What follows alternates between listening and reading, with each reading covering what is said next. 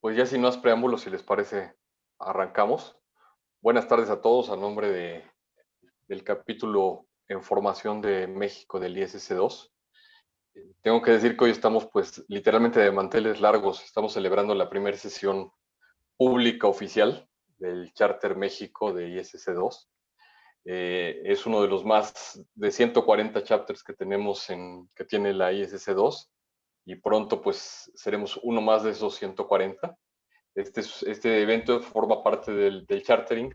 Mi nombre es Pedro Lascurain. Tengo el gusto de ser junto a otros muchos colegas de profesionales de seguridad de la información, de los miembros fundadores de este capítulo. Este capítulo, insisto, en formación. Llevamos trabajando ya casi 2 años en esta formación. Antes de eso hubo otros esfuerzos, otras iniciativas importantes. Finalmente esta está avanzando y creo que está avanzando a un buen ritmo. El objetivo que buscamos es fortalecer la comunidad de profesionales en seguridad de la información a través de la colaboración, de la educación, de la comunicación, del networking. Bueno, como muchos de ustedes saben, el ISC2 es uno de los organismos más importantes y es un emisor de una de las certificaciones más relevantes, más prestigiadas en el mundo de la seguridad informática, que es la certificación CISP, entre muchas otras con diferentes especialidades, ¿no? Ustedes saben que pasan los años y el cuerpo de conocimientos que es base de la certificación de ISC2 se va actualizando, se mantiene al día en este mundo tan cambiante, ¿no? Bueno, al final habrá un poco más de información, pero los invitamos a afiliarse como miembros del Chapter México o del capítulo de Información México. En los próximos meses estará ya formalizado. En la página de internet del ISC2 podrán ver la referencia. Ahí encontrarán los puntos de contacto y la información relacionada con el capítulo. Bueno, la misión del ISC2 se puede resumir en 4 palabras: conectar, educar, inspirar y asegurar, en términos de colaborar a tener un ecosistema seguro. En todo lo que es el mundo de la información que se multiplica todos los días y que constituye el ADN pues, de los negocios, el ADN financiero, de la educación. Y bueno, pues empezando el pie derecho para cumplir esta misión en 4 puntos: conectar, educar, inspirar y asegurar, pues tenemos padrinos de lujo en este seminario que hemos denominado el Sunburst, todas las perspectivas. Y bueno, pues sin más voy a platicarles rápidamente quiénes son nuestros panelistas el día de hoy. Muchos de ustedes ya los conocerán. Está con nosotros Ivonne Muñoz. Ivonne Muñoz es abogada y maestra en comercio electrónico. Desde 2002 es profesora del desarrollo de seguridad informática del Tecnológico de Monterrey y impartiendo el módulo de aspectos legales y éticos de la seguridad informática. Ella es autora del libro Delitos Informáticos en México, del cual le hemos pedido muchos la actualización y ojalá pronto se anime a actualizarlo.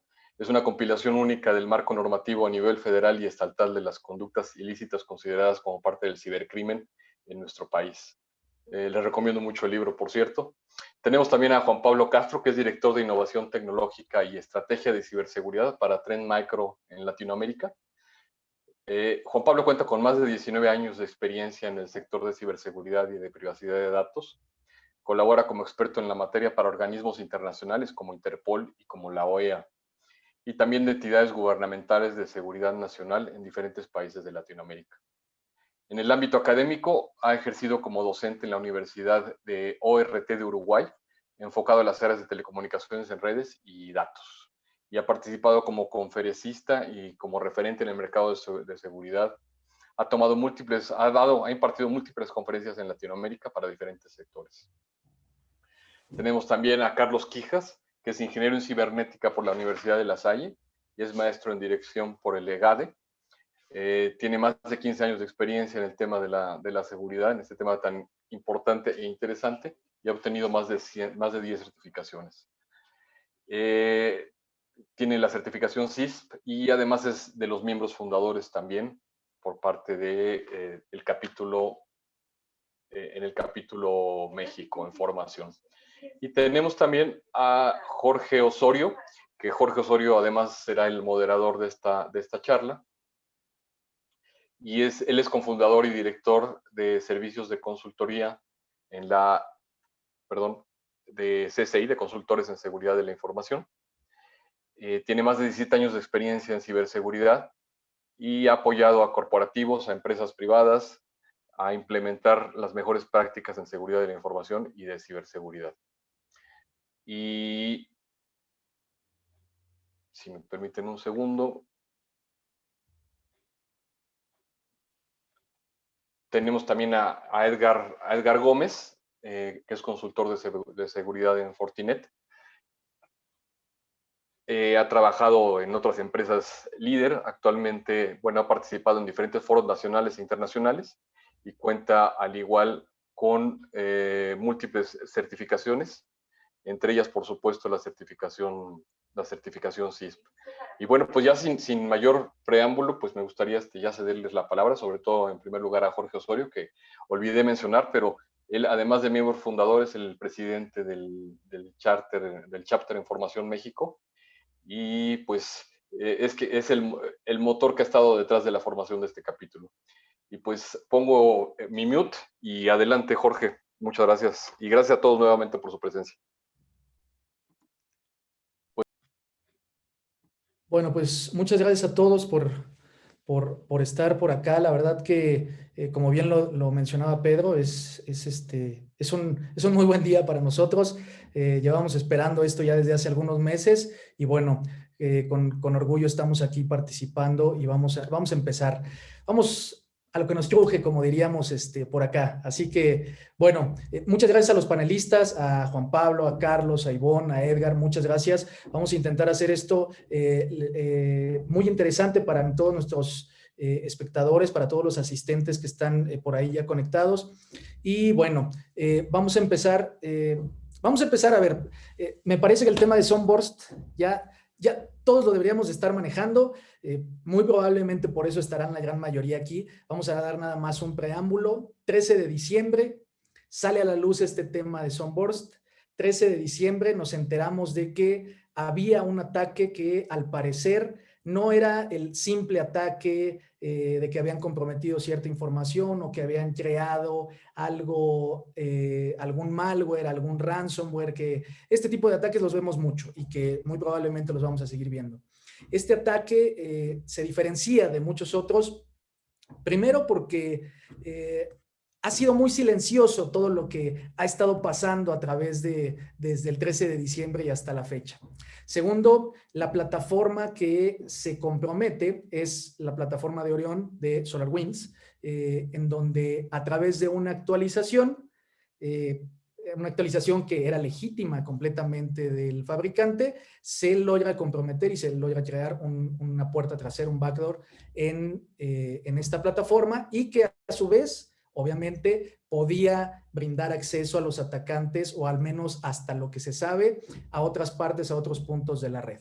Entonces, de aquí, ¿cuál es el tema y por qué es tan importante, o por qué creemos que es muy importante comentarlo? A ver, Orion es una plataforma que, de acuerdo al mismo SolarWinds, dentro de sus 33,000 clientes que tiene SolarWinds, están los principales del Fortune 500, básicamente casi todos del Fortune 500, por ahí 420 y tantos del Fortune 500, lo cual lo pone en la mira específicamente de los cibercriminales y de los atacantes, y de lo que podríamos llegar a ver en cuestión de fuga de información como primer dato, compromisos adicionales en esta plataforma y obviamente en todas las plataformas que pudieran estar aledañas.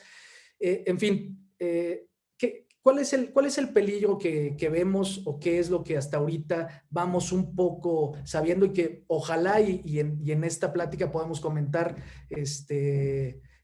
alguna más de información que por ahí vayamos teniendo? A ver, hay 18,000 clientes que se estima que fueron afectados con la actualización de Orion, dentro de los cuales pudiera haber, obviamente, entidades públicas y obviamente secretarías y ciertas partes de los estados. La parte que obviamente también nos preocupa es que dentro de estos 18,000 clientes, un 20% no sabemos de ese 20% cuánto le corresponde a México, pero sabemos que estamos en la lista de los países que pudieran tener este tipo de afectación también, entre los cuales está Canadá, bueno, ya lo mencioné, México, Bélgica, Reino Unido, España e Israel.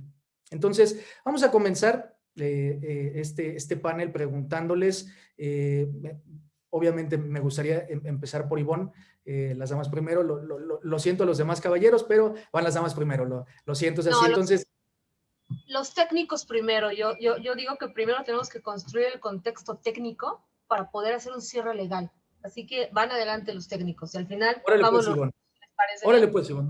Vamos entonces, vamos a empezar con el que creo yo, sensei y viejo amigo conocido, Juan Pablo Castro, que es obviamente uno de los másters en la parte técnica y que estoy seguro que nos va a poder contar mucho.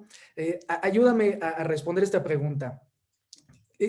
Si lo sabemos, si no lo sabemos, a lo mejor podemos suponerlo. Hay mucha investigación todavía. ¿Quién crees, Juan Pablo, en tu experiencia, que podría estar detrás del ataque y hasta dónde crees que podría ser este impacto? Bueno, buenísimo. Buenas tardes, buenas noches a todos. Primero que nada, un placer compartir con ustedes este espacio y gracias por la invitación. Bueno, como ustedes ya saben, o sea, y creo que varios de los que estamos acá nos dedicamos a esto durante años, hacer atribución de algo en el campo de la ciberseguridad informática es prácticamente imposible, ¿no? O sea, si los cibercriminales actúan bien, es bastante complejo exactamente. Lo que no quita que a partir del análisis y de lo que sabemos podamos entender la cantidad de recursos que fueron invertidos en hacer esto, ¿no? O sea, yo recuerdo, ¿se acuerdan hace tiempo con el ataque de las plantas de enriquecimiento de uranio de Irán y varios ataques muy complejos? Cuando uno ve este tipo de cosas, o sea, uno siente que definitivamente tiene que ser un gobierno, o sea, detrás de esto por la cantidad de recursos invertidos y organización invertida. Y los targets. O sea, ese es el otro tema. O sea, los targets uno puede decir exactamente cuáles son, porque uno dice, uy, había tantos clientes y ¿qué pasó con el resto, no? Porque realmente a la cantidad de clientes que había y de lo que nosotros sabemos, o sea, no fue algo tan, digamos, tan masivo. Y ese es el otro punto importante a tener en cuenta en este ataque, porque si uno ve la cantidad de víctimas que son públicas de acuerdo a algunas investigaciones, ¿no? Ese es uno de los puntos importantes que podemos decir. Sin duda es un ataque complejo, no extraño, o sea, nosotros las mismas técnicas las hemos visto muchas veces anteriormente. Lamentablemente creo que este tipo de ataques ya pasaron antes y van a seguir pasando y muchos de ellos no son descubiertos. Este pasó como las otras veces y fue descubierto simplemente por un error de los atacantes. No fue descubierto por la pericia de ninguno de los que los descubrió. Yo siempre digo eso, ¿no? O sea, afortunadamente los atacantes son humanos y los humanos cometen errores de un lado y del otro, ¿no? Y esto claramente es un error de los atacantes, o sea, el ser descubiertos. Lo que no es algo que... Pero para bien, por lo que estamos en la seguridad, ¿no? O sea, que qué bueno que se equivocaron, porque si no, de otra forma, sería muy complejo de podernos dar cuenta. Sí, exactamente. Muy bien. Cuéntanos, Juan Pablo. Sigue. No, que para mí, o sea, haciendo ese análisis específicamente, a veces es complejo entender y darnos cuenta, porque siempre que pensamos en este tipo de ataques, pensamos en las películas, ¿no? Y en una serie de personas en un lugar, o sea, una, dos o tres personas, o sea, esto requiere muchas personas, requiere mucha organización, requiere mucha planificación. El ocultamiento que hicieron, no hay un solo IOC confiable, o sea, todo es personalizado prácticamente, es muy artesanal. O sea, la cantidad de cosas que se hicieron a mano en este ataque demuestran lo que se empleó, ¿no? Yo me acuerdo que en varios ataques de este estilo lo que veíamos era cuando se hacía el análisis del código, la cantidad de estilos de escritura de código. Y eso decía la cantidad de gente que había estado detrás del código de este tipo de cosas, ¿no? Entonces uno dice, pero acá hay un departamento de desarrollo y alguien tiene que planificarlos y coordinarlos y decidir qué se va a hacer o qué no se va a hacer, ¿no? Específicamente cuando, no sé si quieren entrar más en detalle o no, pero el tema de, para mí, el gran error fue que alguien, o sea, de los que estaba orquestando este ataque, dio el permiso, porque estas cosas, cuando son a esta escala, ustedes imagínense que hay como un director de proyecto, o sea, las cosas se consultan, las personas no deciden por sí solas, ahora voy a hacer esto, el otro, y está claro en el modus operandi y en las cosas que se están descubriendo, ¿no? Pero el grave error fue que alguien se confió, o sea, se confió demasiado del lado de los atacantes, ¿no? Y decidió generar un token de multifactor authentication dentro de FireEye, y FireEye se dio cuenta, o sea, pero si no hubieran hecho eso, no hubiera pasado. Yo siempre recuerdo, hace un tiempo atrás, bastantes años atrás, antes de este ataque, porque este tipo de ataques que se llaman de supply chain attacks, para mí son los más críticos, o sea, son los más peligrosos, y adicionalmente a eso, tú nombrabas, Jorge, la cantidad de clientes. Incluso eso puede ser multiplicado por 10, por 20, porque las propias empresas que fueron atacadas están conectadas con otros clientes, y al estar adentro ya tienen acceso a otras redes y a otras instituciones que a su vez no usan la plataforma que fue afectada, ¿no? Entonces, yo creo que nunca sabremos a ciencia cierta cuál fue el alcance de este ataque. Incluso hoy en día se siguen aprendiendo cosas y se siguen revelando targets que ni siquiera las propias empresas sabían que habían sido targets, solamente por hacer el análisis y la decodificación de los accesos de dominio y todo ese tipo de cosas, ¿no? Pero como decía, y volviendo al tema, recuerdo una charla de RCA, yo creo que fue del año 2015, 2014, que alguien decía, el peor malware que hay se llama Windows Update. Y yo decía, cuando lo escuchaba en esa charla, decía, wow. Dice, usted imagínense que alguien compromete el servidor de Windows Update y pone cuando nadie hablaba de esto, ¿no? Y pone una actualización que es maliciosa, todos las vamos a descargar, porque todos confiamos que lo que viene de ahí es bueno. Y entonces ya, y directamente nadie va a evadir eso, ¿no? Entonces, yo creo que cuando yo escuché este ataque específicamente, es como que lo peor de las cosas que uno creía que podía pasar, pasaron, ¿no? A no ser la otra, la del Windows Update, que afortunadamente no pasó, pero sí, hasta ahora, y no sabemos si alguna vez pasó o no, pero yo creo que ese es y para los profesionales de ciberseguridad son las peores cosas de detectar, porque son las cosas que están confiadas, ¿no? Y eso tiene que ver mucho con las estrategias de seguridad y cómo cada uno encara la estrategia de seguridad, ¿no? Pero lo peor es eso, es cuando vos decís, atacaron algo que es confiable. Yo siempre digo, la otra parte es, bueno, si vos no confías, o sea, en tu DBA, en el administrador de base de datos, despedilo. O sea, porque no hay auditoría o cosa que le puedas poner en el medio, o sea, algo va a pasar.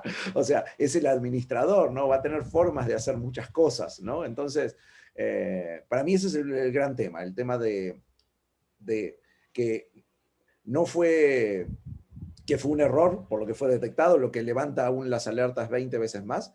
Y un tema más, solo para cerrar esta introducción, es todavía no sabemos cómo entraron a SolarWinds. O sea, ese es el otro gran tema. Sabemos un montón de cosas. Claro. No sabemos cómo hicieron el compromiso inicial. Entonces, y ustedes fíjense, y comprometieron entidades de gobierno, vendors de seguridad, o sea, y esto significa que a todos nos puede pasar, no hay quien no sea que nos pueda pasar esto, ¿no? Entonces, es una alerta muy grande y creo que nos debería llevar a repensar la seguridad varias veces, pero yo creo, estoy un poco desilusionado con esto, porque yo creo que hay varios eventos que nos deberían haber llevado a repensar la ciberseguridad a lo largo del tiempo, y no ha sucedido, pero bueno, seguirá pasando y nuestra tarea es concientizar, aprender, evolucionar, y creo que ahí vamos trabajando un poco, ¿no? Muy bien, gracias Juan Pablo. Vamos ahora con la perspectiva de Carlos Quijas. Él me parece que trae preparada una presentación que va a utilizar como material de apoyo. Por favor, Carlos, ¿cuál es tu perspectiva acerca de este tema de Sunburst? Perfecto. Creo que desde el punto de vista técnico tenemos bastante ya información de los diferentes los diferentes fabricantes, de las diferentes empresas que están relacionadas con este tipo de eventos. Hemos visto algunos webinars recientemente y bastante interesantes. Creo que abordan el punto de vista técnico a un nivel de detalle inmejorable, ¿no? Creo, como decía Juan Pablo, tendremos que seguir aprendiendo de este tipo de situaciones. Entonces, dado que el título de la conferencia es diferentes perspectivas, lo que yo quiero abordar ahora es cuál es el contexto que tenemos, en dónde se sitúa Sunburst en relación al tipo de amenazas de las cuales estamos siendo partícipes, que nos está tocando vivir, y también cuáles son algunas de las cosas que podremos realizar en el futuro cercano para precisamente incrementar ese nivel de seguridad que tanto mencionaba Juan Pablo. Entonces, seguramente muchos de ustedes recordarán esta frase que decía Albert Einstein, se le atribuye, que dice: no sé con qué arma se pelea la Tercera Guerra Mundial, pero seguramente la cuarta se peleará con palos y picos, bueno, palos y piedras. Este tipo de evento es de interés para muchas naciones, inclusive Estados Unidos, que fue uno de los más afectados, precisamente porque el impacto podría ser que la Tercera Guerra Mundial o el tipo de batallas que se libran en este tipo de eventos no ocupara las armas más sofisticadas. Y para eso voy a basarme en algunos documentos del propio Departamento de Defensa. El documento Sistemas Militares Resilientes y la amenaza cibernética avanzada, que está disponible en Internet del propio Departamento de Defensa, reconoce el concepto de Full Spectrum Adversary, al cual se refiere que es un adversario que no solamente tiene capacidades militares estándar, o sea, tiene misiles y un ejército, sino que además tiene capacidades cibernéticas y por lo cual podría tener un impacto mucho mayor en los sistemas de defensa de los Estados Unidos. Este estudio es bastante crudo en relación al autoestudio que hace el Departamento de Defensa y dice: nosotros dependemos tanto en la tecnología para todo lo que realizamos en defensa, las operaciones militares que realizamos, nuestros propios misiles dependen de tecnología, que si un adversario tuviera la capacidad suficiente para poder afectarlos, no solamente tendríamos algunas afectaciones como las que cito dentro del documento y que forman parte de él, sino pongan hincapié en el tercero. Dice: las armas podrían fallar, no podríamos ocuparlas conforme a lo que conforme a lo que se busca, e inclusive podrían operar de formas que nos afectaran a nosotros mismos. Entonces, es por eso que hay tanto hincapié y tanto interés en empresas, en naciones, precisamente en buscar cómo poder hacer y contrarrestar ese tipo de amenazas. Ahora, ¿cómo podríamos catalogar a Sunburst? Me gustaría pensar que Sunburst es un evento único y aislado, pero creo que es todo menos eso. Ya hemos tenido algunos eventos en el pasado que nos indican que esto forma parte de operaciones mucho más grandes y que lo que estamos viendo apenas es la punta del iceberg. Podemos ver por ahí alguna nación a la cual se le atribuye, como bien decíamos, no sabemos si es, pero se le atribuye este tipo de operación. Pero hay otras naciones que tienen las capacidades similares. Y me refiero a naciones porque el tipo de amenazas que estamos identificando, de acuerdo a la clasificación que da el Departamento de Defensa, corresponden a la categoría 5 y 6. Voy a repasarlas. La categoría 1 y 2 es el tipo de seguridad que regularmente ejecutamos en las empresas. Nos enfocamos en protegernos ante amenazas que son conocidas, el famoso parche que falta, el firewall, la regla que tenemos que ejecutar. Ese tipo de seguridad tradicional. El siguiente nivel, 3 y 4, ya es descubrir vulnerabilidades que existen dentro de los sistemas, pero que no habían sido descubiertas antes. Esto nos referimos a los 0 days, que también son un dolor de cabeza para muchas organizaciones y empresas. Y simplemente el hecho de utilizar 0 days cuesta millones de dólares, de acuerdo a lo que define el Departamento de Defensa. Y por último están las amenazas de último nivel, o 5 y 6, las cuales requieren miles de millones de dólares para poder lograr sus objetivos. Pero, ¿qué es lo que logran? Logran crear vulnerabilidades que antes no existían. Y con eso me refiero a afectar cadenas de suministro, a hacer situaciones como las que vimos en este caso con Orion y Sunburst, que es motivo de la conferencia, y muchas otras, ¿no? Y este mismo estudio dice, bueno, no habemos tantos que estemos dispuestos a gastar esta cantidad de dinero. Sabemos 3, de acuerdo a lo que tienen ellos concebido. Uno es, dice, nosotros mismos, o sea, Estados Unidos. El siguiente es China. y el siguiente es Rusia. Las razones de querer hacer ese tipo de inversiones es por todo lo que está en juego. Ya mencionamos algún tema militar, pero no solamente eso. Entonces, repasando lo que ha ocurrido en el pasado. Recordarán en cuanto a China, se atribuye que en el pasado hubo un evento en el cual los servidores de la empresa Supermicro, que es una empresa estadounidense, de pronto se descubrió que tenían algo raro dentro de su diseño. Esto fue en 2015, si bien recuerdo, 2017, perdón. Si bien recuerdo, veamos un poco más a detalle. Dentro de toda la placa del servidor, vean este punto. No sé si lo alcanzan a percibir en pantalla. Ese pequeño punto es un implante que lo que lograba era permitir que fuera un backdoor dentro de los sistemas de los clientes que tenían este tipo de sistemas. Entonces, es otro ejemplo de cadena de suministro, aprovechando que muchos de los servidores se fabrican en China. Y bueno, es un evento bastante relevante. Y bueno, ¿qué hay de la otra superpotencia?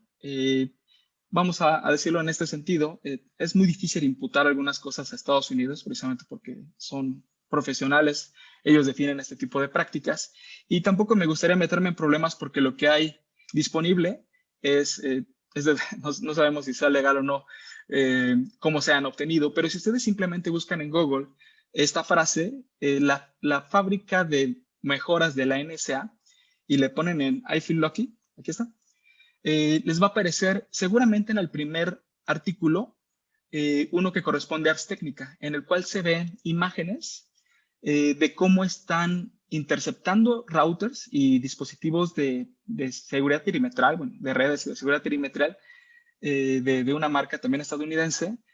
Se interceptan, se les hacen implantes y después llegan a su destino final. Entonces, este tipo de juego que están haciendo las superpotencias, pues en realidad lo están jugando todos. Yo mencionaba que hay mucho en juego. Y ahora, a diferencia de otras situaciones, no sabemos cuáles son las reglas del juego y ni siquiera sabemos cuál es el tablero en el cual se está desempeñando este tipo de actividades. Pongo aquí un ejemplo, ¿no? Tenemos un tablero, un juego que posiblemente esté jugando China.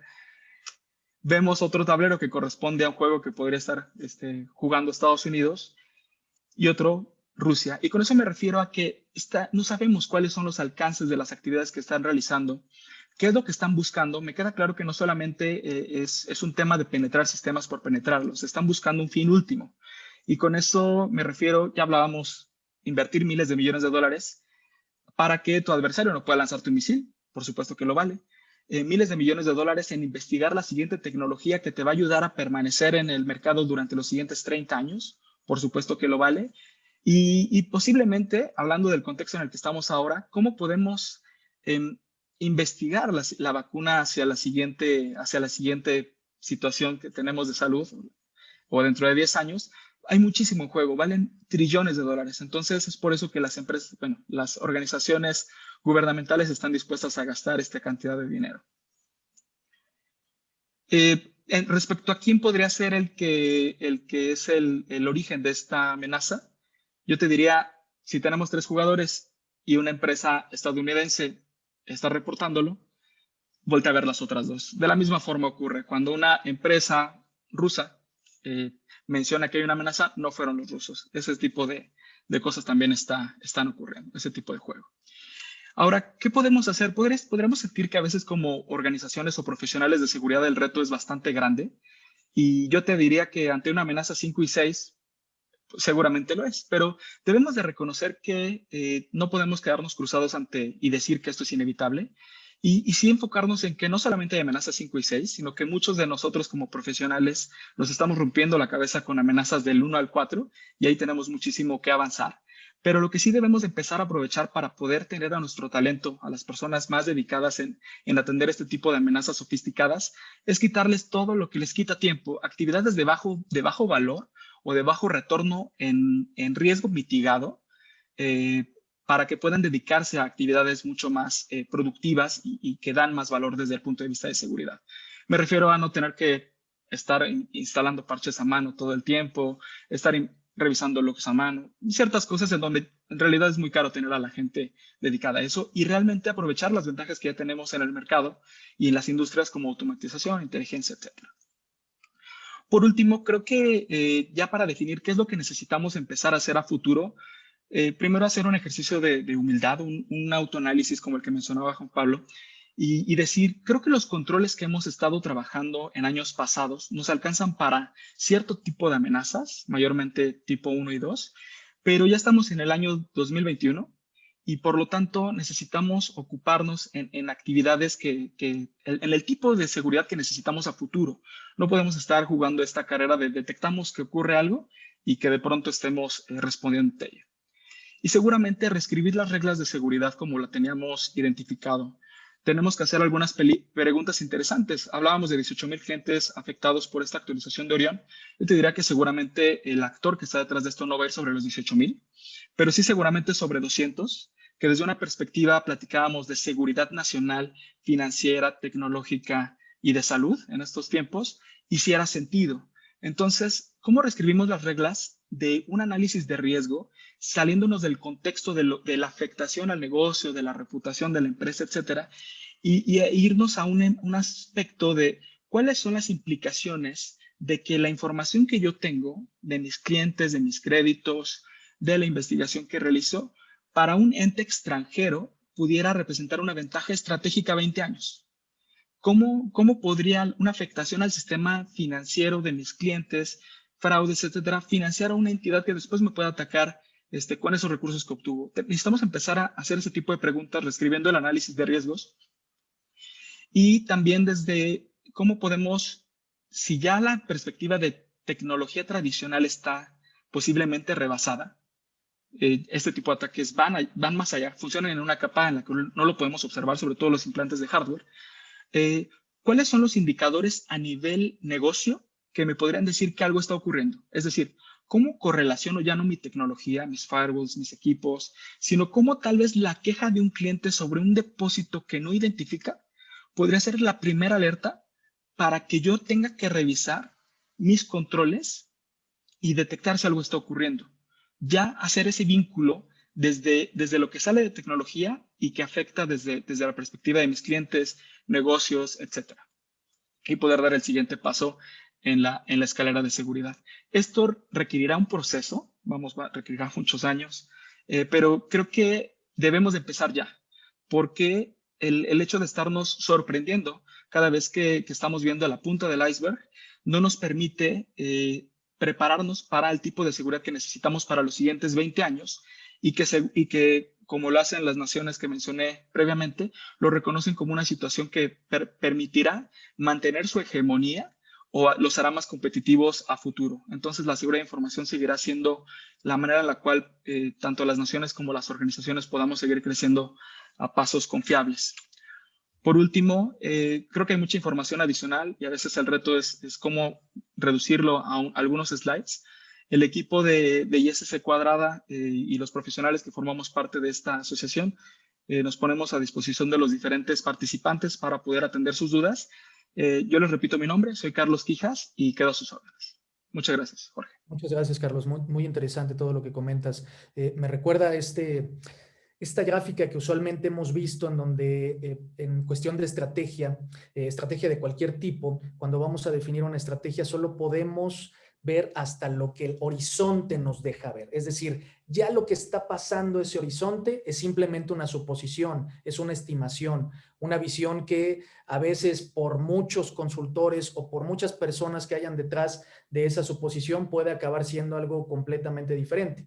Incluso alguna persona que tenga mucha experiencia en hacer suposiciones puede equivocarse cuando llegamos al tema del horizonte. Y entonces creo que esta parte en el sentido de seguridad de la información o ciberseguridad puede ser muy difícil también de poder ver más adelante, ¿no? O sea, básicamente podemos ver hasta lo que el horizonte nos deja y a partir de ahí ya es bastante complicado. Pero bueno, continuamos un poco, vamos ahora con la perspectiva entonces muchas gracias Carlos, de Edgar Gómez. Por favor, déjame, también te habilito por acá. Ok, Dame un segundito. Ok. bueno, aprovecho para saludar a todos los que nos están siguiendo en este primer evento 10DC Cuadrada. Bastantes meses, años, mucho esfuerzo, y el primer evento pues es importante, y gracias por estar con nosotros. Gracias, Edgar. Ahora sí, listo. Y Déjame. todavía... Por ahí tenemos algunas preguntas, las vamos a ir respondiendo ahorita al final de la participación de cada uno de los panelistas. Si alguien tiene alguna otra pregunta y le quiere ir poniendo, la vamos a ir respondiendo conforme vayamos avanzando. Ok, me parece que ya se ve la presentación. Ahí ya la estamos viendo. Perfecto. Perfecto, bueno, podemos hablar bastante de esto, y hay muchísimo más por hablar. Yo solamente quiero comentar, bueno, bastantes puntos, pero dos que son muy claros desde mi punto de vista, ¿no? Uno es, ¿cómo sabemos que algo es seguro? Que es la gran pregunta que siempre nos debemos hacer.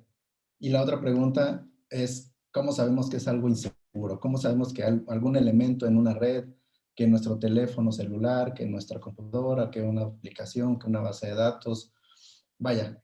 ¿Y por qué me gustaría empezar con esta situación? Porque justamente no sabemos al día de hoy cómo fue que lograron entrar a la red de este proveedor de SolarWinds, meter una librería y que haya más de 18,000 afectados de acuerdo a los análisis que se tienen, ¿no? Es algo que no sabemos cómo ocurrió, no sabemos el inicio, sabemos lo que pasó después, ¿no? Sabemos, incluso hay por ahí algunos estudios, algunas publicaciones que ya se han estado liberando y que seguramente se liberarán más, donde indican que incluso la intromisión inició en 2019, por ahí hubo una prueba en seco, es decir, los atacantes pusieron código dentro de ya una actualización oficial sin hacer nada, absolutamente nada, solamente para ver si eso podía funcionar.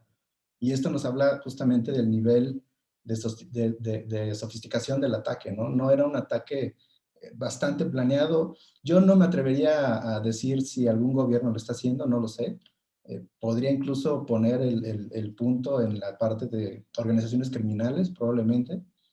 Hay organizaciones criminales que tienen muchísimo más dinero y tienen contacto con especialistas, que probablemente por ahí puede ser otro vector de ataque, no lo sé, pero hay muchísima literatura sobre una vez que cierto tipo de situaciones criminales empiezan a cambiar o empiezan a ser no tan redituables, este tipo de organizaciones tienen que moverse, ¿no? Entonces, quiero empezar con esto, ¿no? Imaginemos la situación en la que recibimos un celular, algo bastante común al día de hoy, un teléfono, un smartwatch. Lo recibimos, lo configuramos por primera vez, lo primero que hacemos es actualizarlo, y en ese momento pensamos y consideramos que está seguro. Lo mínimo que habría que hacer, pues, es cambiar el password que viene por default a un password con los suficientes mecanismos de seguridad, etcétera, y ya estamos seguros. ¿En qué momento ese dispositivo, ese elemento, esa base de datos, ese ente, va a volverse inseguro? Es simplemente cuestión de tiempo. Es cuestión de tiempo. Lo único que va a permitir, o lo único que va a lograr que algo que pensamos que está seguro se vuelva inseguro. Entonces, esto es algo que es bastante interesante. A mí me gusta pensar en esto porque en cada momento que va ocurriendo se van descubriendo nuevas vulnerabilidades, se van descubriendo ataques, etcétera, etcétera. Entonces, eso es cuestión de tiempo de que algo que pensamos que está seguro ya no lo sea en algún momento. ¿Qué es lo que nos interesa asegurar de forma inicial?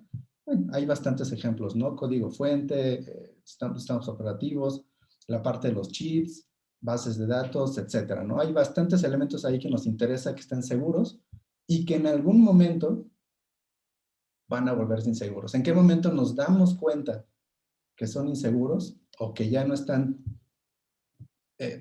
protegidos o que incluso podríamos desconfiar de ellos? Hay diferentes situaciones que nos llevan a ello, ¿no? Puede ser una publicación en la dark web, puede ser que leamos el release notes o las notas de esa solución, de esa aplicación, y ahí veamos que tenemos que actualizar porque ya no es seguro.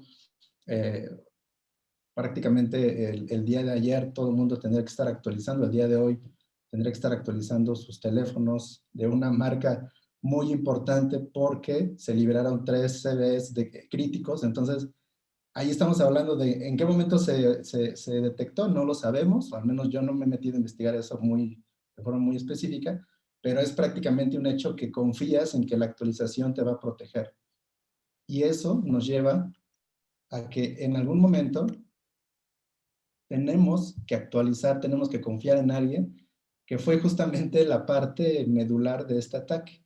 Una actualización que se hace regularmente de forma normal, de forma controlada, para regresar al estado seguro, a tener tranquilidad, y esto se logra de varias formas, ¿no? Puede ser un cambio de configuración, puede ser una actualización, que es lo más común, actualizar en este caso la versión tal a la versión tal, la última versión. Si no hay una nueva versión porque es un día cero, entonces entramos a un tema de workaround, una solución alterna, algo que nos permita controlar de cierta forma el riesgo, volver a estar seguros, y sabemos que conforme vaya pasando el tiempo, nuevamente estaremos en la situación de una situación de inseguridad. Entonces, esta parte a mí se me hace bastante interesante, ataque en diciembre, que nos enteramos todos, y ahora parece ser que ya tenía más de un año comprometido, que ya estaban así más de un año comprometidos.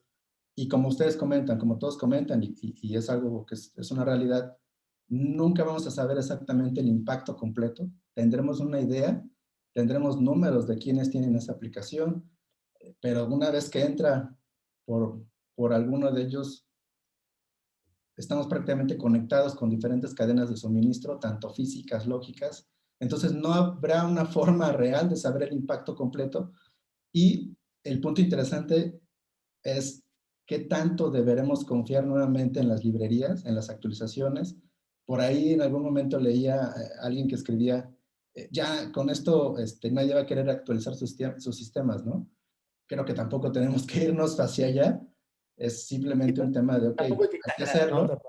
Tampoco hay que exagerar, claro. Tampoco hay que exagerar, pero sí hay que tener mucho mayor precaución con dónde vamos a aplicar la actualización, el tipo de controles que se tienen que hacer, y saber qué es lo que está pasando en el momento adecuado, ¿no? Para mí ese es el punto interesante, es este círculo que no se va a acabar, donde hay bastantes metodologías, bastantes procesos, bastantes cosas que giran alrededor de todo esto, y algo que sin lugar a duda es una situación que vamos a volver a ver.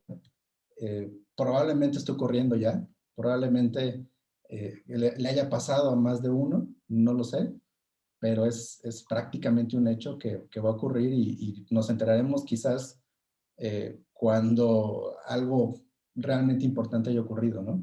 Algo interesante, y hay ataques por ahí bien documentados que, por ejemplo, indican el tema de una nota de lo que regularmente hacemos cuando pagamos en el banco, ¿no? Algo llevándolo a un nivel muy sencillo. Nosotros ya tenemos dado de alta la cuenta a la que vamos a depositar, nada más es un tema de poner ahí el número, token, se regresa, pum, se acabó, ¿no? ¿Qué ocurre si bajo un ataque de este nivel, esa modificación de los datos que ya guardamos anteriormente se realiza sin percatarnos, y simplemente hacemos el depósito o la operación tomando ese valor? Y es un ejemplo muy simple, ¿no? De simplemente modificar quizás un PDF que alguien tiene que imprimir, y lo lleva y lo paga y se acabó ahí, ¿no? Modificar ya una librería con todo lo que hemos observado, con todo lo que está ya publicado, es algo bastante interesante que sin lugar a duda lo veremos seguramente más seguido, ¿no? Lo cual nos debe poner a repensar todo lo que estamos haciendo y todo lo que tendríamos que hacer. Muy bien. Bueno, pues muchas gracias, Edgar. Bastante interesante también tu perspectiva.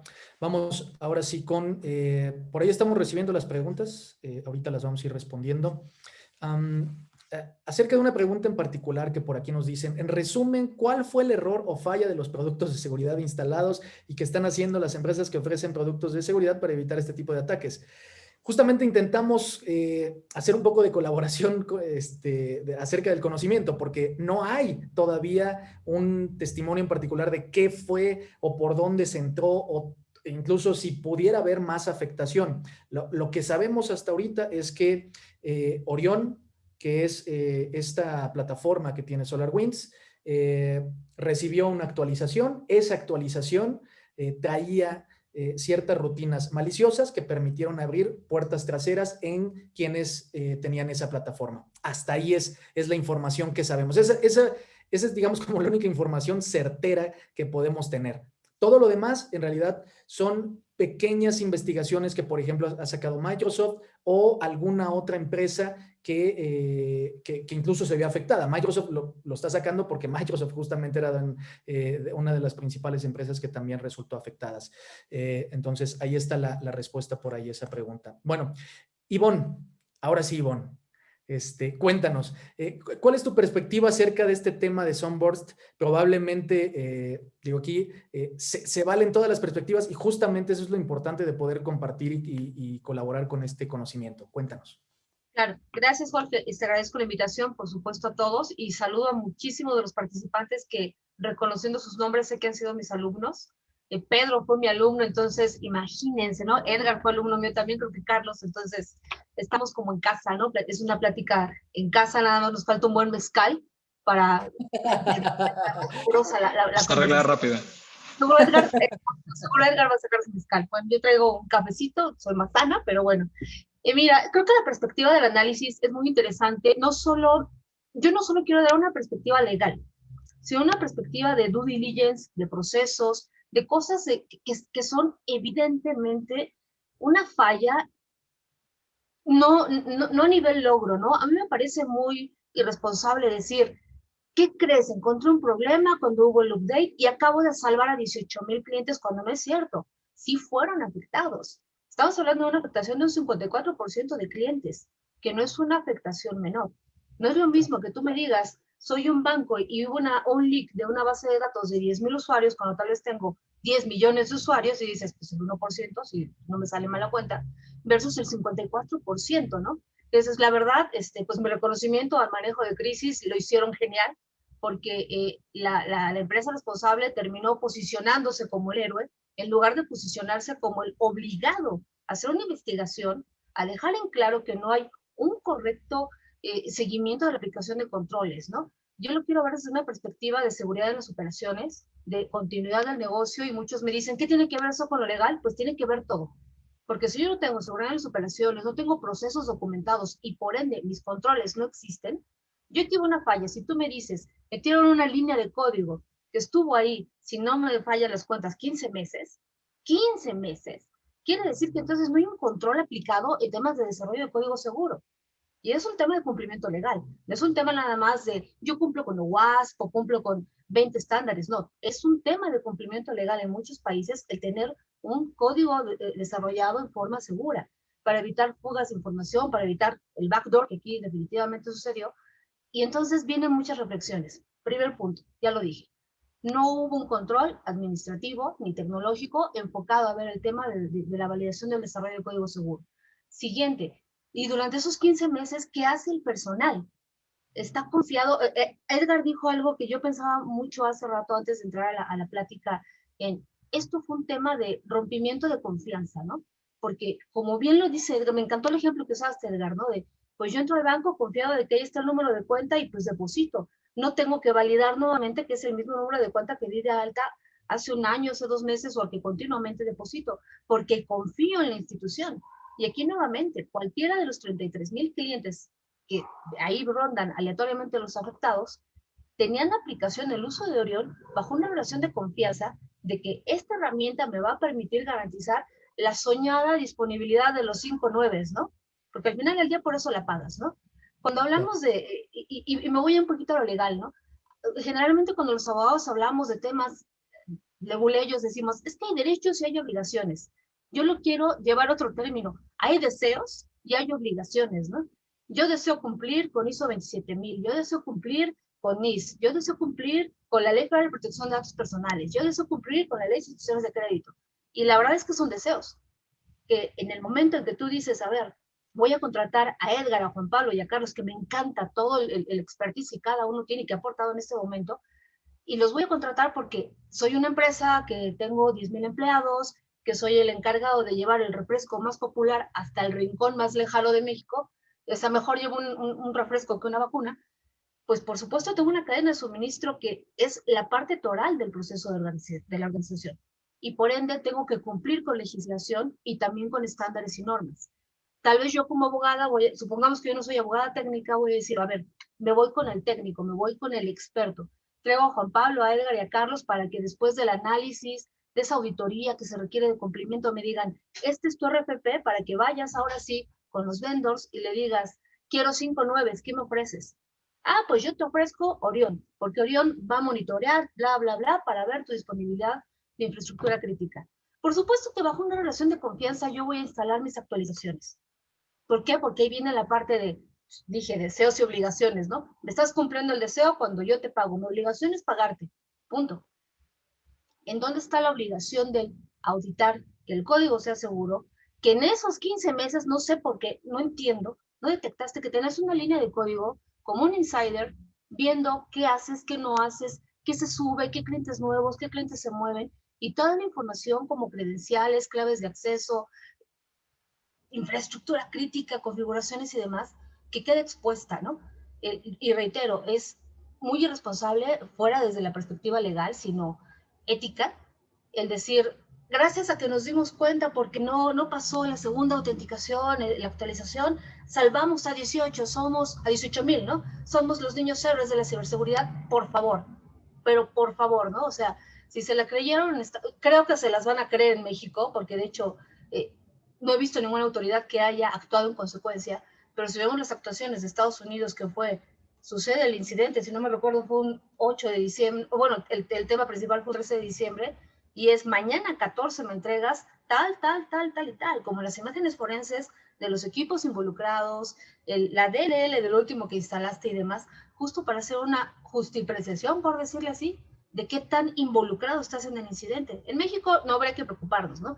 En México sí le podemos dar su medallita de niño héroe, publicar en el diario oficial de la Federación y puede salir hasta en la mañanera, ¿no? Porque salvaron a 2,000 y tantos clientes en México. Pero en otros países, estoy seguro que yo no estaría tan glorioso y tan feliz con el tema de cómo lo manejó RP. Y me estaría preocupando por un tema de diligence en temas legales. En qué va a pasar, o sea, probablemente yo no fui el desarrollador del aplicativo, yo ya estaré haciendo un diligence con el desarrollador del aplicativo o con el que dice que me audita el desarrollo del código seguro o que está revisando cada una de las actualizaciones, cada uno de los parches que no vayan a comprometer justo el tema de cuando un cliente confía en mí y actualiza, ¿no? Yo creo, yo sumaría eso, ¿no? El tema de controles, ¿no? Como ustedes saben, yo aparte de dar clases de legal, doy clases de seguridad de las operaciones y estoy muy clavada en procesos, ¿no? Soy más ruda que técnica, de hecho, soy más de gestión, ¿no? Y para mí la seguridad no es, compro un aplicativo, lo instalo y agarro y digo, ah, pues ya estoy segura. No, la seguridad se gestiona y es una obligación jurídica gestionar también la seguridad, porque ahora seamos justos. Tampoco se trata de decir, el proveedor tiene la culpa. Quien me vendió SolarWinds es el culpable. Farai lo hizo muy bien, pero también lo hizo muy mal. No, sí hay responsabilidad también en el usuario final. Por supuesto, o sea, voy a hacer una analogía. Retomando el tema que dio Edgar. Yo voy a revisar con qué banco primero voy a dar de alta mi cuenta. ¿Estamos de acuerdo? Yo voy a revisar cuál es el banco que en Conducef tiene más incidentes reportados por los usuarios respecto a fraudes bancarios. Y con base en eso voy a decir, este no, y en este abro mi cuenta. Y así empiezo a construir la relación de confianza. Igual es aquí, tengo que hacer la tarea. Tengo que revisar si el proveedor me está cumpliendo con los SLAs, si mi administrador interno también está monitoreando el funcionamiento del aplicativo, porque hay esa división, ¿no? De estas son tus obligaciones de darme el aplicativo, del funcionamiento, de los upgrades y demás, pero desde esta perspectiva yo también tengo obligaciones de hacer la implementación de controles, como bien decía Juan Pablo, de hacer mucha concientización, mucha capacitación, no restar, que también son obligaciones de ley en México, el capacitar y el concientizar. Más con la nueva reforma de teletrabajo, estamos obligados a capacitar y concientizar a nuestros trabajadores en temas de ciberseguridad.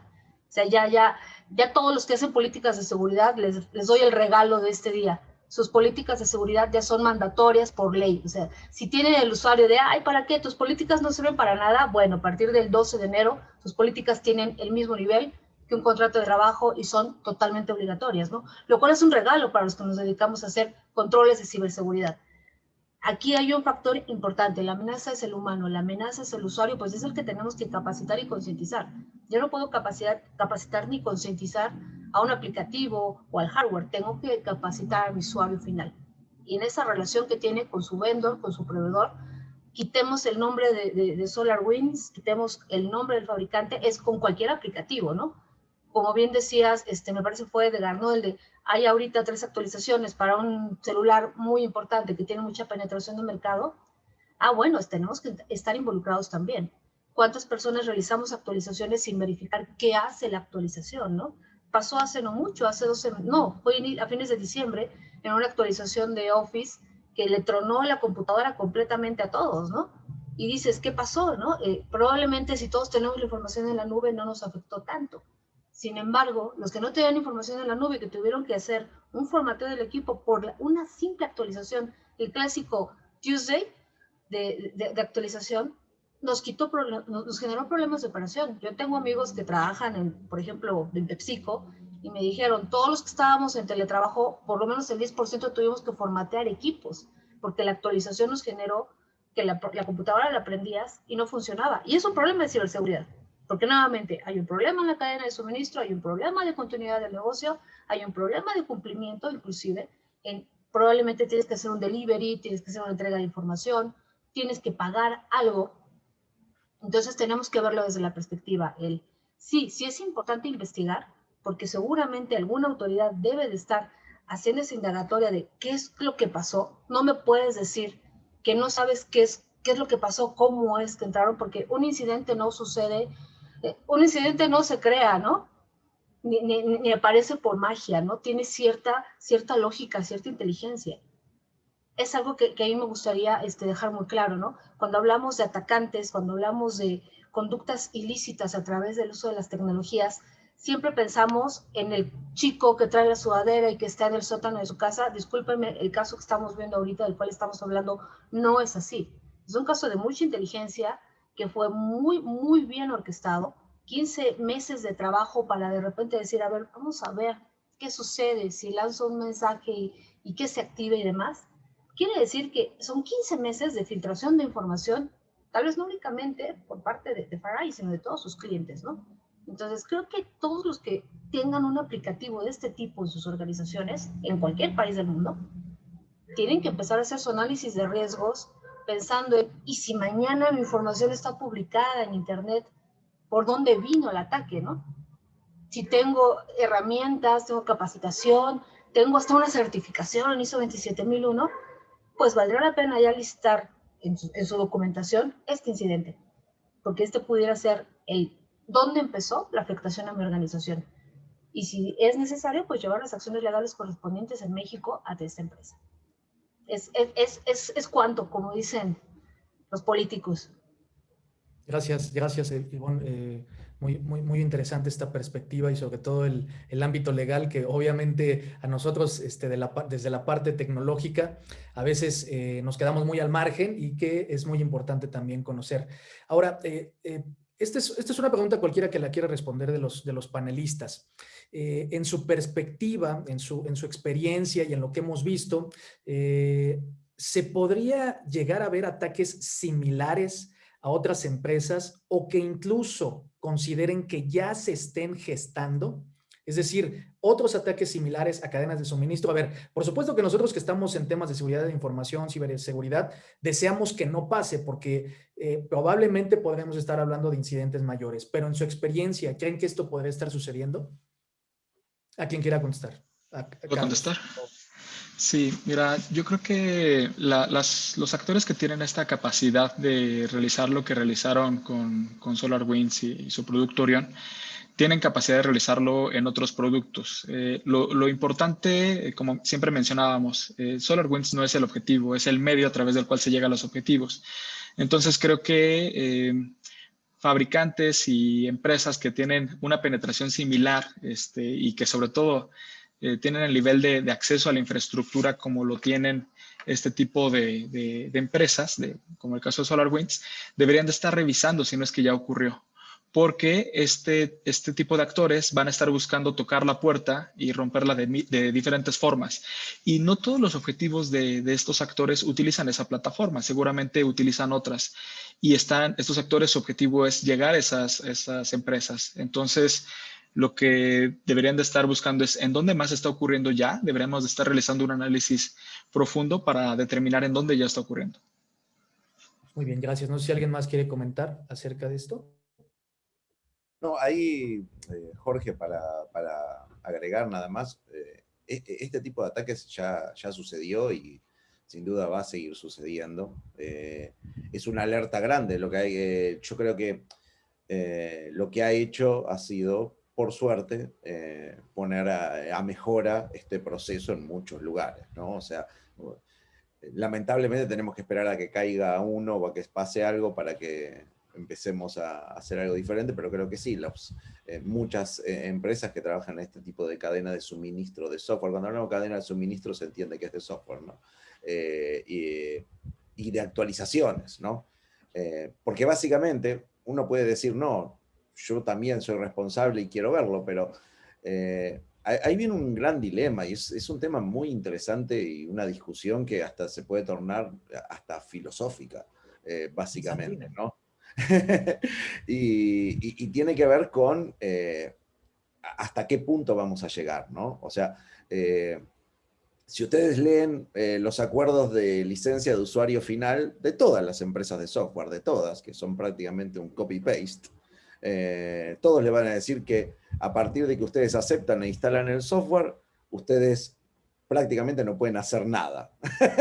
O sea, el responsable de todo lo que hicieron es ustedes. Y, o sea, incluso, si quieren, vean el acuerdo de licencia de SolarWinds. O sea, es las primeras cosas que habría que ver básicamente de cómo funciona, ¿no? Y eso es claramente porque el tema de liability es uno de los temas más complejos, o sea, sobre todo cuando uno está haciendo estas infraestructuras, uno podría decir, no, entonces me voy a hacer responsable y el software sería incosteable.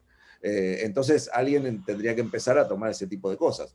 Yo creo que lo que se puede hacer mucho también es el pensar en el tema de las legislaciones, pero es un tema muy complejo que siempre hemos hablado, ¿no? De los gobiernos tratando de poner un poco más de orden y diciendo, bueno, si no tenés esto, o sea, no podés vender acá o no podés operar en este país, ¿no? Pero hoy en día nos pasa con todos los dispositivos de IoT que hay. Si ustedes ven la cantidad de cosas que se venden de IoT, cámaras, dispositivos, lo que ustedes piensen, todas estas cosas que se conectan, lo que ustedes quieran de gadgets que se conectan a la red, nadie les pide que tengan un sistema de actualización ni siquiera. O sea, o de divulgación de vulnerabilidades. Pueden pasar con vulnerabilidades y nadie lo sabe. O sea, los routers, no existe la NOM para cosas de IoT, ¿no? Existe para que no se incendie una casa con dispositivos de electricidad, por ejemplo. ¿Por qué no existe para eso?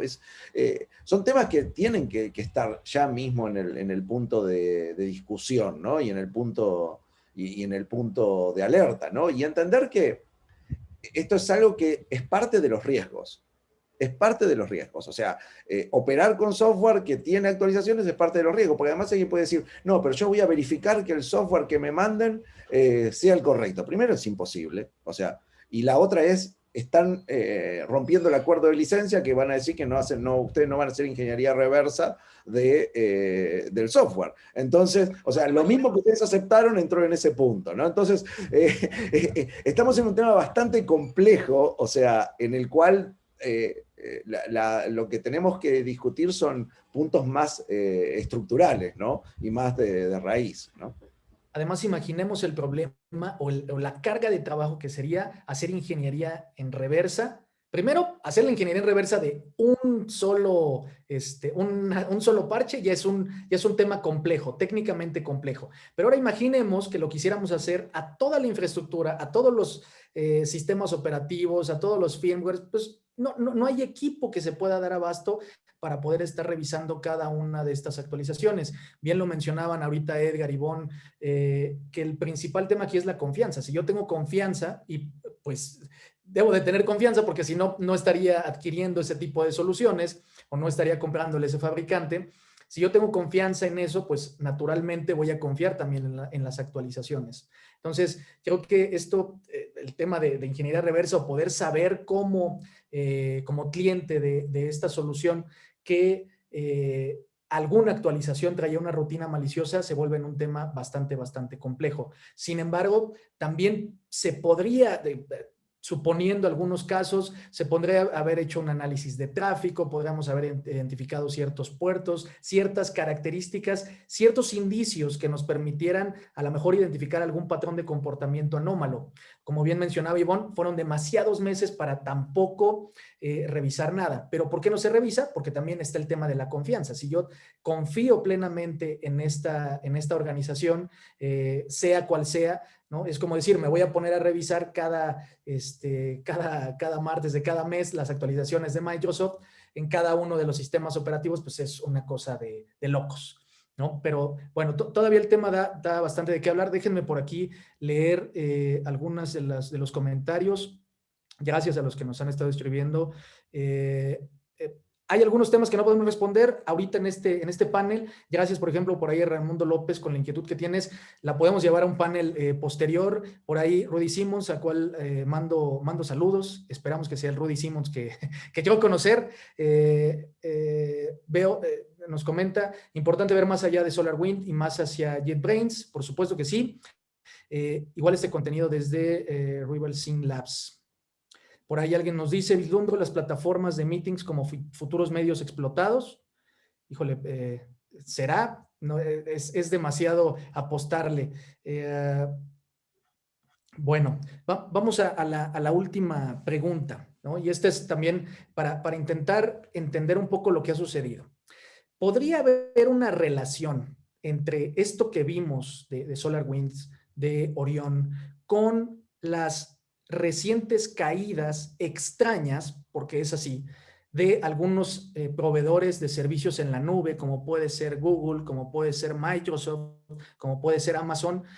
Los menciono porque justo a mí me llamó mucho la atención que el año pasado, en 2020, por ahí hubo una caída muy extraña por parte de Microsoft, ¿no? Es decir, no sabían, o sea, incluso las notificaciones que mandaban es, ya hicimos rollback, pero aún así los servicios siguen estando abajo, lo cual quiere decir que fallaron los controles, pero adicionalmente de que fallaron los controles, algo más falló.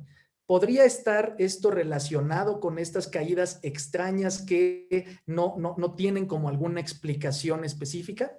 El que quiera contestar también. Sí, podrían y no, Jorge. Creo que es bastante complicado tratar de determinar la causa raíz. Yo creería que al menos desde una perspectiva de lo que buscaría una ente que busca infiltrar algo es pasar desapercibido. Entonces, el hecho de mantener abajo a alguien tan importante como un servicio de nube creo que va en contra de esto.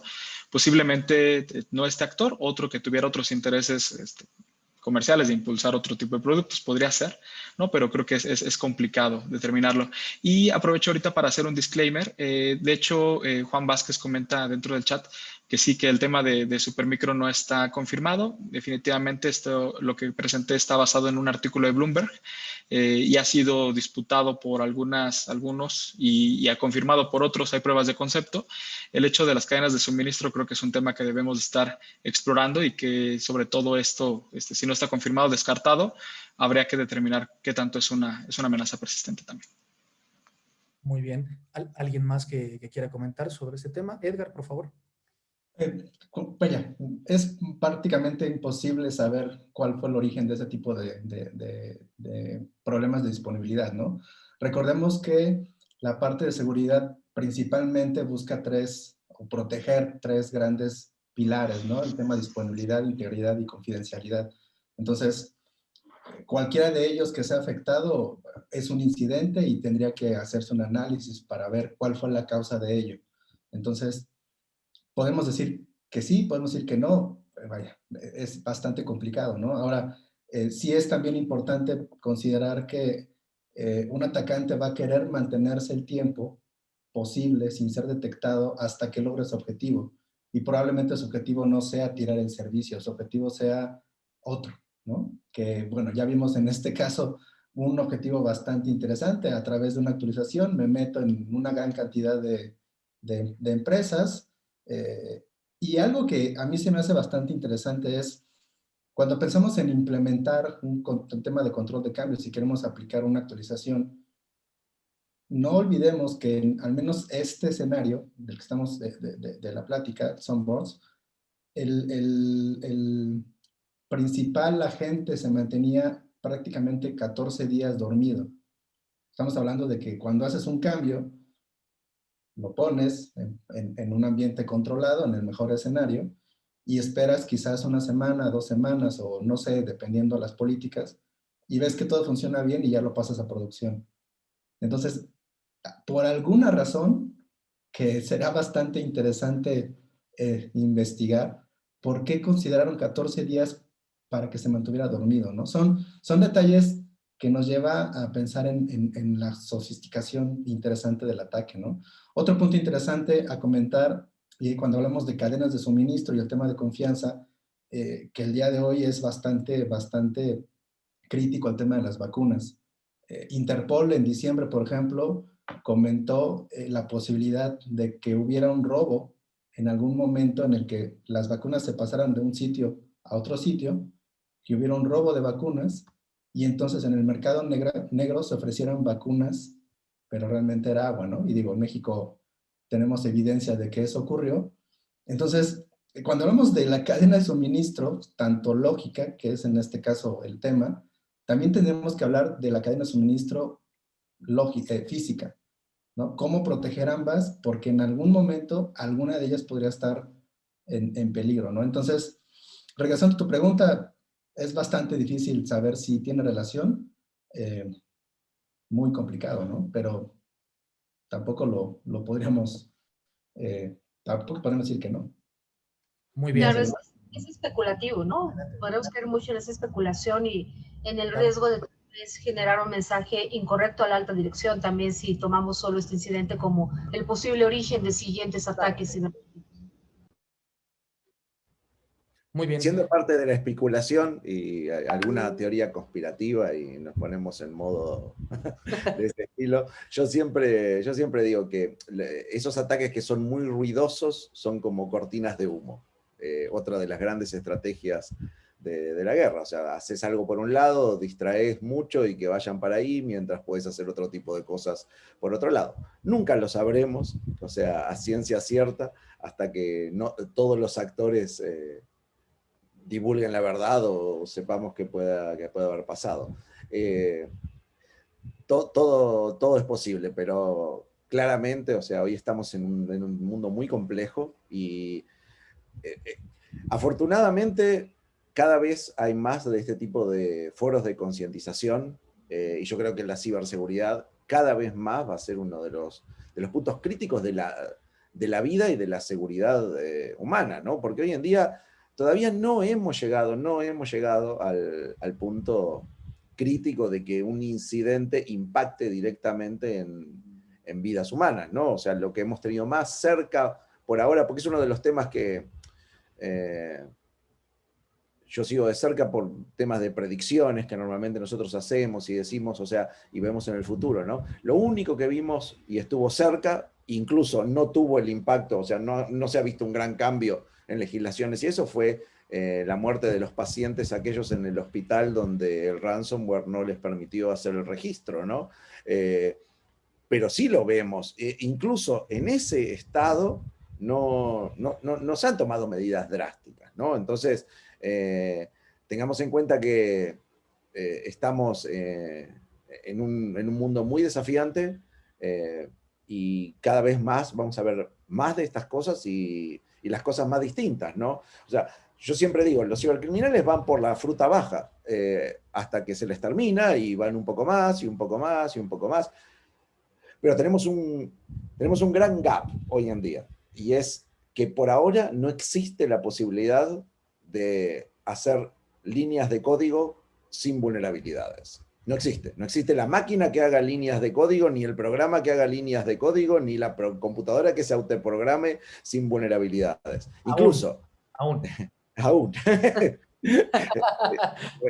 Y ya cuando la parte de esa sea, ya entraremos en Matrix y Terminator, ¿no? O sea, otro tipo de cosas. Pero realmente, el otro gran tema, que además es poco tratado, es la cantidad de las vulnerabilidades que existen hoy en día, las de día cero, las de día N, las conocidas o no, son introducidas por nosotros mismos, por los seres humanos.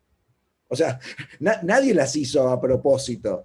Incluso los propios parches de seguridad introducen nuevas vulnerabilidades. Entonces, es un tema que tenemos que entenderlo, porque esto no hay ni uno ni cero, es un tema de riesgo y de cómo vamos a manejar los riesgos, cómo vamos a aceptar los riesgos y cómo vamos a transferir los riesgos y quién va a decidir qué cosas vamos a hacer, ¿no? Para mí eso es un tema crucial. Nuestro desafío hoy en día es entender lo que está pasando y cada vez más ajustar mucho más el modelado de los riesgos para poder aceptarlos, responderlos de una manera mucho más rápida, ¿no? Sí, adelante, Ivonne.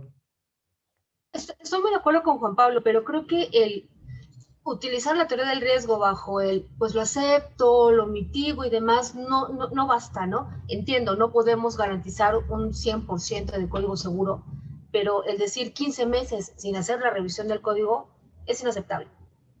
En cualquier auditoría legal, de tecnología, de la que tú quieras, ¿no? Sobre todo porque es un producto que le ofreces nuevamente a un alto volumen de clientes que no son pequeños, seguramente habrá algunos pequeños en alguna gama, pero eso genera un compromiso legal de lo que yo te proveo tiene el mayor estándar de seguridad, no el, así como entra, así te lo entrego, ¿no? Era como decía Edgardo, ¿por qué 14 días de cuarentena y quién puso esa bandera, ¿no? ¿Por qué no es menor? ¿Por qué no reviso más, no?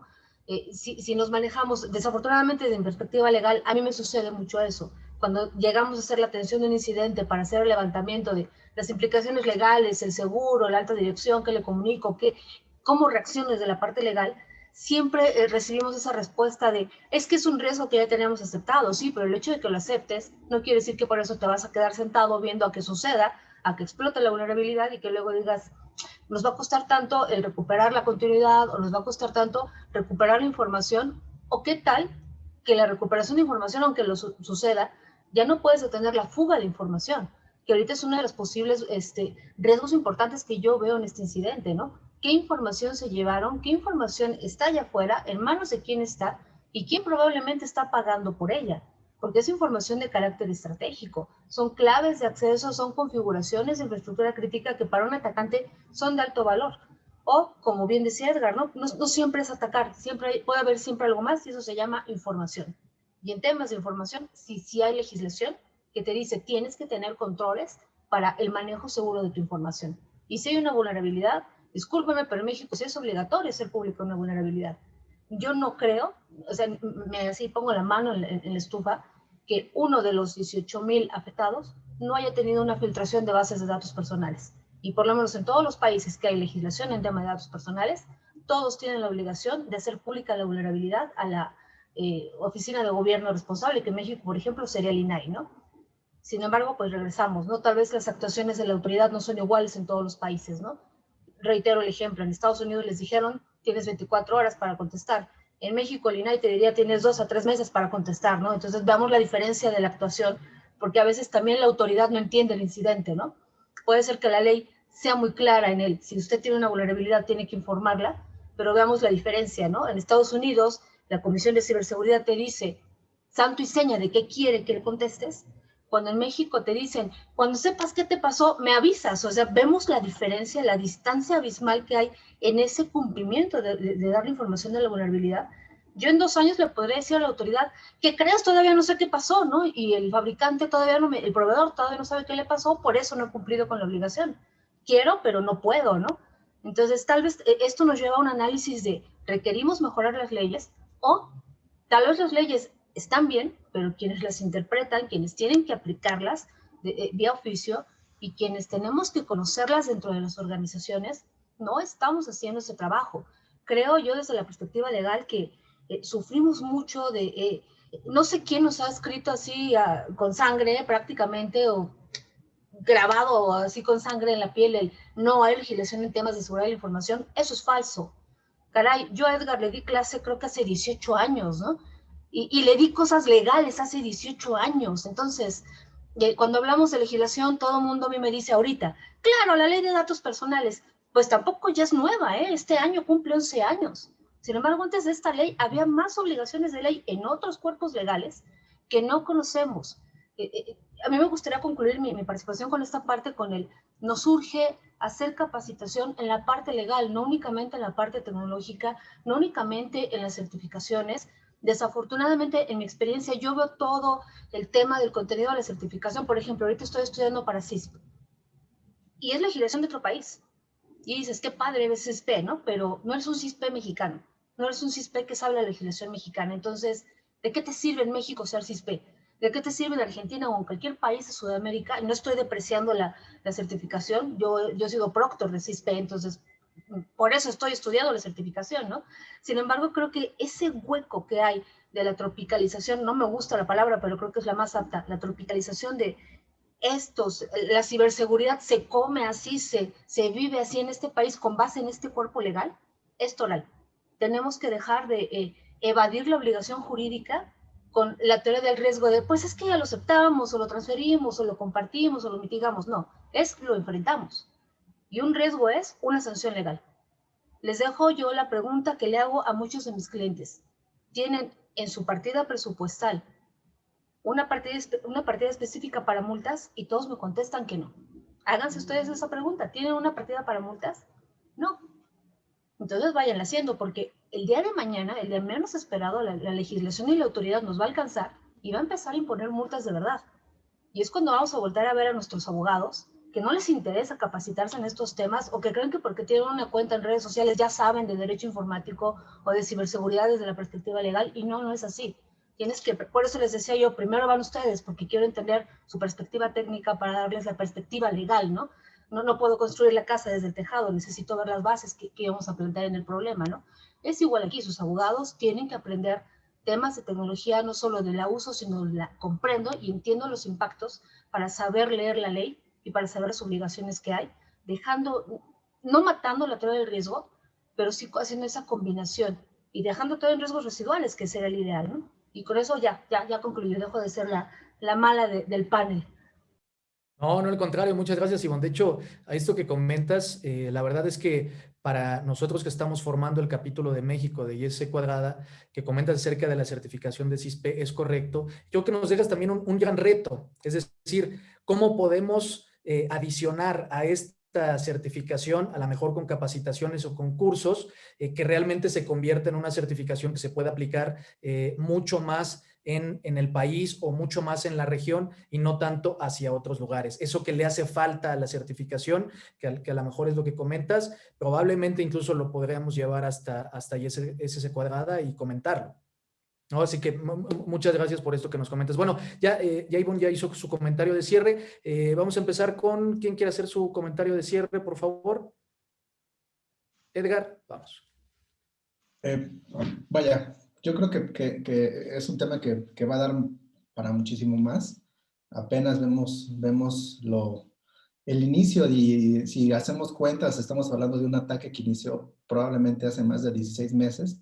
Estamos hablando de prácticamente año y medio, lo cual es una locura, ¿no? Digo, ya vamos a cumplir prácticamente un año encerrados, y si pensamos que llevamos un año y medio con un ataque que apenas se descubrió hace un mes o mes y medio, es todavía más sorprendente, ¿no? Yo me gustaría cerrar con un tema que a mí siempre se me hace bastante interesante, que es, y es algo que podemos pensar a un ambiente bastante pequeño, que es nuestro equipo, nuestra computadora personal, nuestro smartphone, y es cómo podemos asegurar que nuestro equipo está seguro. ¿Cómo podríamos saber que realmente se mantiene seguro si ya vimos que a través de una actualización podrían instalar algo y ni siquiera nos enteramos, ¿no? Esa es una pregunta. Y después la siguiente pregunta es si somos los encargados de una empresa de la parte de seguridad o somos los dueños o vaya, somos parte de una organización, ¿cómo asegurar, cómo saber que esa organización se mantiene segura, ¿no? Y eso nos lleva, o eso a mí me lleva a la pregunta de, cuando te das cuenta cuánto tiempo llevaba que estaba ahí el intruso en casa, ¿no? Hay bastantes estudios ahí que hablan incluso de meses, como una media, y ver esto en una empresa que se dedica a hacer software es preocupante, bastante preocupante. Entonces, es algo que nos deja mucho a considerar, mucho a tener ahí en cuenta, y mi pregunta, mi comentario final sería ese, ¿no? Hagamos una reflexión sobre cómo estamos, ver qué se necesita hacer y empezar a hacerlo, ¿no? Muy bien. Juan Pablo o Carlos, que quiera hacer su comentario de cierre, por favor. Sí, bueno, antes que nada, muchas gracias a todos por la invitación. Un placer haber compartido esto con ustedes. Ojalá tengamos más oportunidades de participar juntos en temas similares. Fue muy amena la discusión. Y bueno, como comentario de cierre, yo creo que lo interesante es entender que la seguridad nunca tiene una palomita, ¿no? Un checkbox. Nunca vamos a llegar a eso. O sea, no existe el 100% de seguridad. Eso es una de las cosas que tenemos que poder transmitir a todos los que no son expertos en este ambiente, en esta materia. Es algo que constantemente tiene que ser una mejora continua, porque siempre tenemos nuevos desafíos, nuevos interlocutores, y como yo siempre digo, debe ser la única rama tecnológica, ¿bien?, que nosotros estamos luchando contra otra persona. ¿Bien? Después ustedes piensen en cualquier otra rama tecnológica, o sea, y la otra es, bueno, voy a hacer un procesador más rápido, o un algoritmo, o lo que quieran. Pero la ciberseguridad, nosotros estamos luchando contra un adversario, contra una persona. Y esa persona va a intentar hacer lo imposible, ¿bien?, para evitar todas las medidas que nosotros pongamos. Entonces, esto es un tema de nunca acabar. O sea, no estamos luchando contra un malware, contra un software, contra un problema de vulnerabilidad. Estamos luchando contra un grupo de personas, ¿bien?, que pueden ser criminales, que pueden ser gobiernos, que pueden ser actores solitarios, que se organizan, que tienen sus propias formas de interactuar y de cooperar. Y tenemos que entender eso. O sea, es un ambiente muy complejo para el cual no están preparadas hoy en día ni las legislaciones, ni siquiera las formas de atacar el tema, porque incluso ni siquiera los propios países, ¿bien? O sea, el concepto de fronteras no existe para el cibercrimen. Y vayan a aplicar la legislación de un país en otro país. Es imposible. O intentamos hacer algo de un lado y del otro, o coordinar las personas que están trabajando en conjunto, ¿no? Hoy en día es un desafío muy, muy grande. O sea, se pueden bajar las infraestructuras, como pasó con lo de Emotet, ¿bien?, que afortunadamente se bajó la infraestructura, pero yo no escuché de muchos arrestos, ¿no? O sea, una cosa es bajar la infraestructura y que esas, bueno, armemos otra infraestructura en otro lado, ¿no? Claro. Son las cosas que a veces me hace reflexionar en cuál es la criticidad de nuestro rol en el mundo, y lo crítico que somos, y lo muy importante que son estas organizaciones como ISC Cuadrado, y apoyarlas y estar constantemente participando de ellas y difundirlas, ¿no? Bueno, esa es mi reflexión final. Muchas gracias, Jorge, por la invitación. Gracias.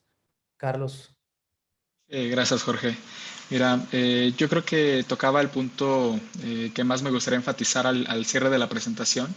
Creo que necesitamos empezar a preguntarnos cuál es el siguiente nivel de seguridad y que podamos contribuir desde los diferentes aspectos. Sabemos profesionales en diferentes disciplinas. Todos decimos que nos dedicamos a seguridad de información, pero hay algunos que son mucho más académicos, hay otros que son mucho más técnicos, otros que son legales, otros que tienen otra perspectiva, otros son estratégicos, pero yo creo que es muy complicado que podamos tener una respuesta única de una sola persona o una sola visión. Entonces, creo que el tipo de retos a los cuales nos estamos enfrentando requieren la participación de los muchos que somos en esta disciplina y tenemos también una oportunidad de ser referente. Yo, por más que que revisamos materiales de certificaciones y estándares varios, pues creo que se quedan en un nivel de atender las amenazas de nivel 1 y 2, ¿no?